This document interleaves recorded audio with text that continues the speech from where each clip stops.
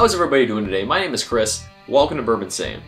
We're back today and we've got round number 3 of our brand new series, Battle of the Bourbons. Now for this Battle of the Bourbons, we are doing best single barrel bourbon. Now these have to be at least semi-attainable and affordable, so $60 and less.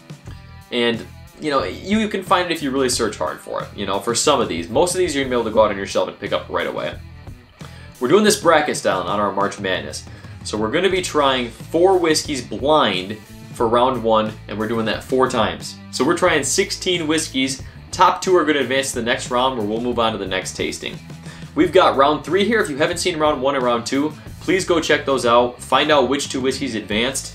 Round 3 could be any of 8 whiskeys now. You know, now I've done 2 blind tastings. I know at least 8 whiskeys, but these could be literally any of the other 8, so I'm really excited about this.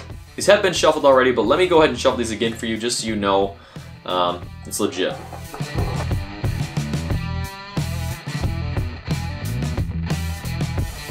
Alright, we have still got a lot of really good whiskeys left. I mean, there's so many good single barrels out there, it was hard to limit to just 16. We've got a lot of really good single barrels left, so this could be anything. Let's get right into sample number 1 here. Ooh, a lot of rye spice coming through on this first for me.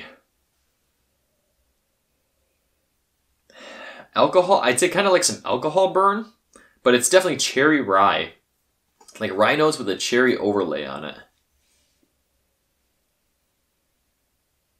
Not a bad nose. You know, I did let these open up for about 10 minutes in the glass before starting, as I do with all the episodes, but maybe we need to wait till the break and come back to this and see if it gets any better, because it's a lot of alcohol burn right now.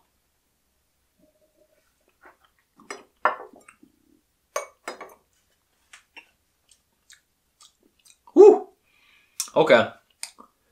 That's got some proof punch. You know, first pour of the day, could just be my tongue has to get acclimated, but nice baking spices coming through on this actually. A little bit of nuttiness for some reason coming through. Almost like a caramelized toasted almond, I would say, is what it is. Yeah, it definitely seems over 100 proof just on the initial nose and initial palate. Not bad, little bit of cinnamon. Good dram overall, though. All right, sample number 2.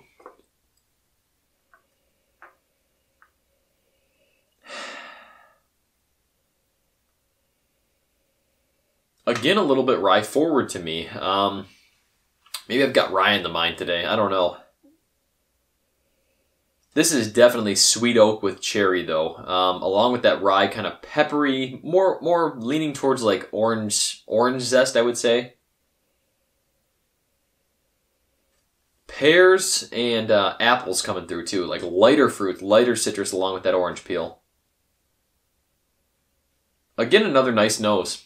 Nothing off-putting about this one, no alcohol burn compared to sample number 1.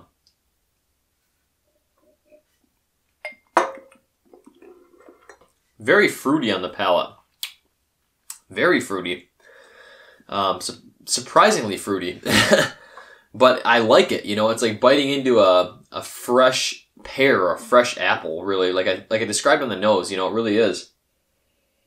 Burst of citrus and a burst of rye. Juicy cherry on that one as well. Another one that's really good. All right, sample number 3. This is much more, seems drying oak to me. Not as much fruity sweetness. It's more just like baking spice and deep, rich oak, kind of. It seems like more nuttiness too. Yeah, I'd say a lot more nuttiness. I described nuttiness on 1, but I feel like this is even more on this one. Something maybe with some age. I'm curious to see if this drying note that I'm getting on the nose comes through on the palate, because I'm not a fan of that normally, so.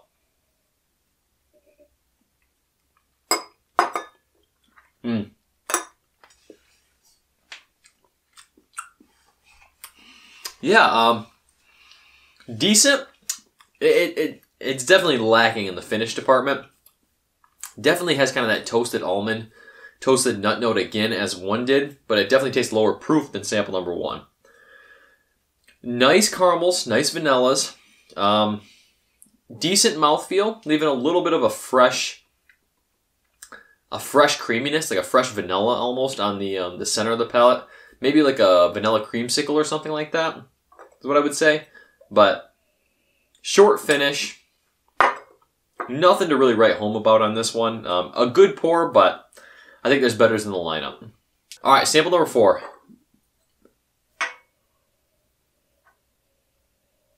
Ooh, once again, kind of has a cherry cola note, you know? Reminds me of the E.H. Taylor Single Barrel a little bit that we did last round. It's coming through for me a little bit on this. Potentially another Buffalo Trace product. It smells nice, but I think I like 2 to 4. 2 has a more amplified nose than 4. 4 just kind of seems like it falls short, falls flat on the nose. Nothing really jumping out of the Glen.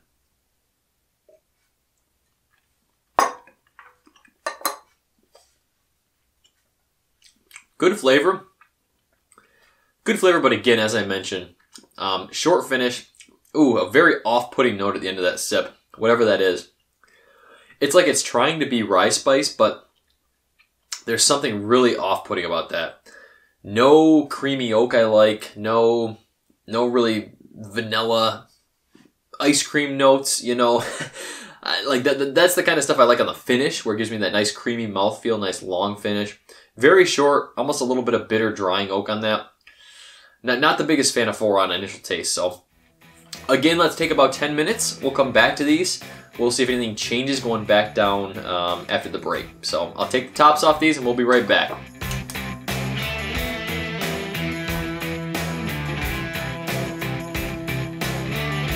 Alright, we're back. We are putting the tops back on these. We're going to work our way back down. This was about 15 minutes because one had to really open up, I think.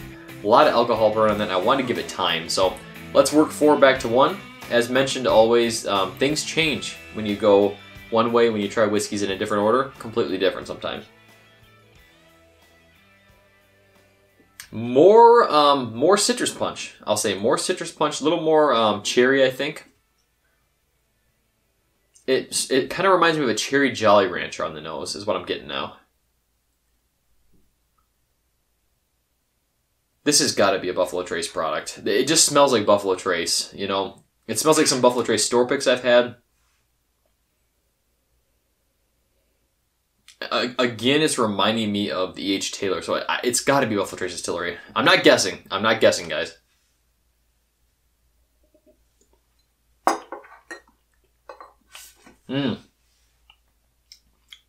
That's much better second time through. Much better. Completely fell short going this way.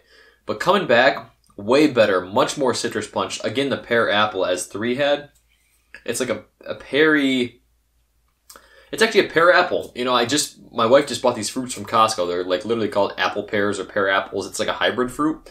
That's what it tastes like. I've had a couple of them lately, so it's on the mind. Maybe that's why I'm describing it, but it's definitely got the juiciness and a little bit of that crispness. You know, a little bit crispy.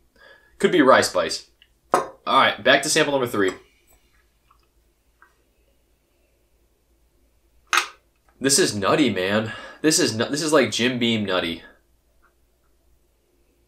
What other nuttiness? There's Jim Beam, there's Wild Turkey nuttiness, and there's Heaven Hill nuttiness. This smells like it has some age though. It smells like it has some age. It smells like a toasted almond. It's classic bourbon. I mean, it's really classic bourbon on the nose. Nothing wrong with it. No alcohol burn this time through. Not bad. Let's give it a sip.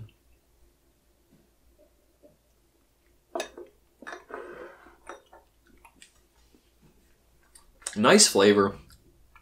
You can't argue with the flavor. A little bit of cinnamon, but it's classic bourbon. You know what it is? It's baking spices, it's vanilla, caramel, brown sugar, a little bit of kick on the center of the palate, but finish, again, very short, very quick. Not the finish I was hoping for. Not a bad whiskey at all, though. I could see how this is going to be pushing for top 2 for sure, because it's still a good pour. All right, sample number 2. Man, the similarities between 2 and 4 for some reason. What is going on? This smells a little more rye forward on 4. I think 2 is like a stick of juicy fruit gum. Like it's very, very juicy. Juicy fruity. I really like the nose on it. I do. It's a very sweet, sweet nose.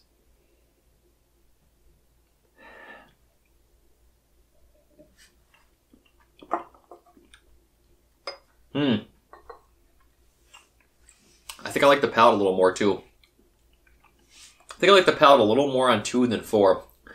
Definitely, they've got to be same distillery or at least related somehow because these are both really... I mean, they're similar. They're very similar. Blind is tough, guys. Blind is really tough. I don't know. This is difficult. These could be literally anything, but they taste related 2 and 4. So we'll find out. All right, back to number 1. This is much better now that it's opened up a little bit. First time through, even after 10 minutes only on the glass, it was it's better now. Much more balanced. Smells like it's got some age on it. Nice proof punch though. I mean, it's like a caramel drizzled almond or pecan almost. A lot of baking spices, a lot of oak. I shouldn't say a lot of oak, but there's oak. There's oak coming through on this too.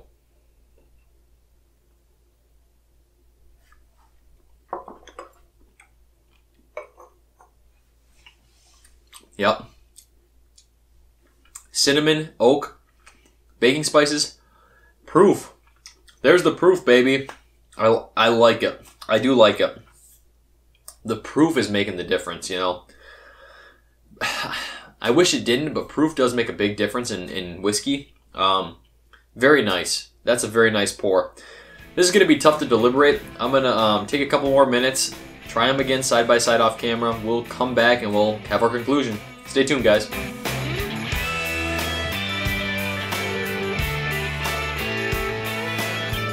Alright, I've got my order at least. Still don't know what they are, but let's go right into it here. Sample number 4. Fell a little short, you know, a good whiskey still, classic bourbon, but just fell a little short for me. This was pink, which is Evan Williams Single Barrel. Okay, that kind of makes sense. Yeah, I could see it, the Heaven Hill profile, you know, with that nuttiness. Caramel drizzled almond, you know, that kind of makes sense. So, sample number 3 was the orange, which is, wow, Elmer T. Lee. No. Yes. Elmer T. Lee. Wow, okay. So this was one of the 2 I said is from, it smelled Buffalo Trace, you know, or it smelled similar. Elmer T. Lee came, wow. That's $135 secondary, guys. We'll get into this in a second, I'll hold off. But sample number 2, or number 2 for me, was a green sticker, which is Blanton's. Blanton's. So Blanton's beat out Elmer T. Lee. Oh my gosh. This is a Blanton's store pick I have, not a regular Blanton's. So it's still single barrel though. They're all single barrel, so you know every tasting is going to be different. That's the hard part. Sample number 1. This was the one that had a little more proof. So let's see what this was. Green Baker's. So this is the new Baker's bottle, the 7-year. Let's go grab all these and we'll talk about them a little bit. Alright, well honestly I'm a little bit shocked with the results here. I really thought Elmer T. Lee would be one of the finalists in the whole entire thing. Blind is best. Blind is best, guys, I'm telling you. Baker's 7, impressive. Now the Baker's bottle I have is a single barrel 107. The bottle I have is 8 years, 6 months. So I did describe more age coming through and that makes sense. This is almost a 9-year barrel. It really did kind of have a Knob Creek profile now that I'm looking back on it. Very good offering. And if you can get this bottle at a decent price, I'd say it's worth a pickup. You know, for sure. Blanton's Single Barrel Store Pick. This is $60 state minimum here in Michigan. I'm very hesitant about Blanton's, but this store pick is good. You know it is. Single barrels are hit or miss for me for Blanton's. I've had some good ones. I've had some that were very average to even poor, I would say. So if you can get it at a decent price, it's worth a pickup, but just be leery, be cautious on that. Elmer T. Lee. 90 proof bottle. It's really good. I really thought, in general, I'd say when I drink this, I like it more than I do Blanton's. So I was shocked that I got more out of this Blanton's than I did this Elmer T. Lee. I really thought this was going to maybe even take the whole cake, the winner of everything, but blind is best. This bottle I have is sealed. I had a sample sent to me from one of my patrons, Christopher David. Thank you, buddy. So that was the one included in the lineup, but Elmer T. Lee, if you can find it now, secondary's pushing $140. Retail's still $40. You know, it's still a great deal, so if you can find one, get it. Believe me, get it. Coming in fourth was Evan Williams Single Barrel. Now, mine is a vintage 2010. A very, very good offering again. It was classic bourbon. It was about 8 years old. You know, 8 years old is when I got this. It was 18, I believe it was. 19, maybe. But just, it's good. You know, it's classic bourbon. Actually, I can look on the back of the bottle. Barreled on 5/21/10 and 11/5/18, so it was over 8 years, almost 9 years. Oak came through, but it was Heaven Hill profile. You know, caramel drizzle almond, really, really good stuff. This is a good starter bourbon. You know, $29.99. This is one I recommend to people to pick up as a starter option because it's going to be consistent, solid, and delicious pretty much every time. Thank you all so much for joining me for round 3 of our Battle of the Bourbon episode. As I said, if you haven't seen round 1 and 2, go check them out. Find out what's going to be moving forward. We've got 2 strong whiskeys moving forward today. So this is going to be a fun Elite 8 and Final 4. I'm really looking forward to it already. I appreciate y'all hanging out today. Let me know of this 4, which is your favorite. Have you had them? Which would you go to if you had to pick only one? If not, what's your favorite single barrel bourbon? Just let me know. I appreciate it. I'll see you all very soon for round number 4, and then we'll be moving into our next round in the series. Thank you all for being here. Stay insane, everyone.